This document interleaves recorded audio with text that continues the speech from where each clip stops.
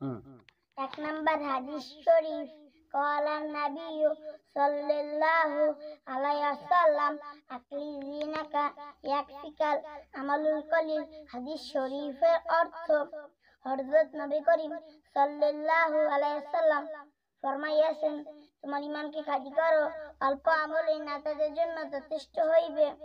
2 নম্বর হাদিস শরীফ খায়রুকুম মান তাআল্লামাল কুরআন আল্লামা। হাদিস শরীফের অর্থ, তোমাদের মধ্যে সর্বোত্তম ওই ব্যক্তি যে কোরআন হাদিস শিক্ষা করে এবং শিক্ষা দেয়। 3 নম্বর হাদিস শরীফ তলাবুল ইলমি ফরিদাতুন আলা কুল্লি মুসলিম। হাদিস শরীফের অর্থ, দ্বীন ইলম তলব করা প্রত্যেক মুসলমানের উপর ফরজ। 4 নম্বর হাদিস শরীফ আত-তাহুরু শাতরুল ঈমান, পবিত্র মানের অঙ্গ। 5 নম্বর হাদিস শরীফ মিফতাহুল জান্নাতি সালাহা। হাদিস শরীফের অর্থ, নামাজ বেহেশতের চাবি। 6 নম্বর হাদিস শরীফ আউয়ালু মা ইউহাসাবু বিহিল আবদু ইয়াউমাল কিয়ামাতিস সালাহ। হাদিস শরীফের অর্থ, কিয়ামতের দিন সর্বপ্রথম আমাদের হিসাব হইবে।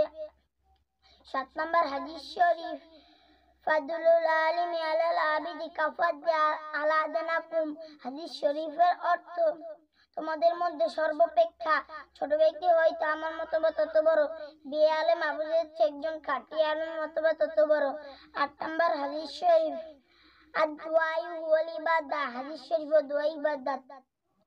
9 নম্বর হাদিস শরীফ মাল্লা ইয়ারহামুন নাস ইয়াগযিব আলাইহি। হাদিস শরীফের অর্থ, যে ব্যক্তি আল্লাহ তাআলার নিকট দোয়া করে না, আল্লাহ তাআলা তার উপর রাগান্বিত হয়। 10 নম্বর হাদিস শরীফ লা ইয়ারহামুল্লাহু মাল্লা ইয়ারহামুন নাস। হাদিস শরীফের অর্থ, আল্লাহ তাআলা ওই ব্যক্তির উপর রহম করে না, মানুষের উপর রহম করে না। 11 নম্বর হাদিস শরীফ আল মুসলিম মান সালিমাল মুসলিমুনা মিন লিসানিহি ওয়া ইয়াদিহি।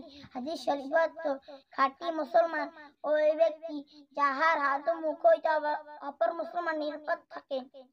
12 নম্বর হাদিস শরীফ হুব্বুদ দুনিয়া রাস কুল্লি খতিয়া। দুনিয়ার মহব্বত সমস্ত গুনাহের মূল। 13 নম্বর হাদিস শরীফ ইন্নামাল আ'মালু বিল খাওয়াতিম। হাদিস শরীফের অর্থ, শেষ আমলই নির্ভরযোগ্য। 14 নম্বর হাদিস শরীফ তুফাতুল মুমিনিল মাউত। হাদিস শরীফের অর্থ, ঈমানদারদের জন্য মৃত্যু উপস্বরূপ। 15 নম্বর হাদিস শরীফ কাফা বিল মারই কাযিবান আইয়ুহাদ্দিসা বিকুল্লি মা সামিআ।